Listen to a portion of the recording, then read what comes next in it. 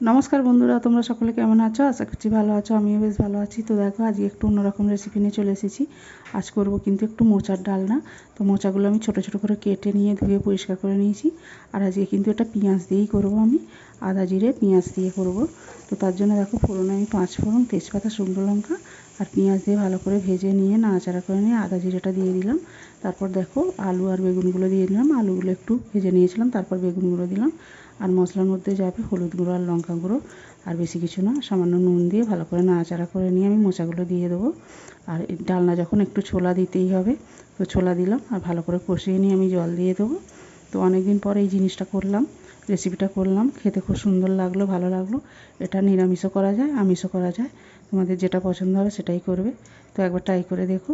তো মোটামুটি আমার সব কিছু কষানো হয়ে গেছে। এবার আমি ঢাকা দিয়ে দেবো 5 মিনিটের জন্য। তো 5 মিনিট পর ফিরে আসছি, দেখো হয়ে গেছে আমার মোচা ডালনা। তো খুব সুন্দর খেতে হয়েছিল। নামাবার আগে একটু ঘি দিয়ে দিলাম। ভালো লাগলে একটা লাইক দিও। দেখতে থাকো। টাটা।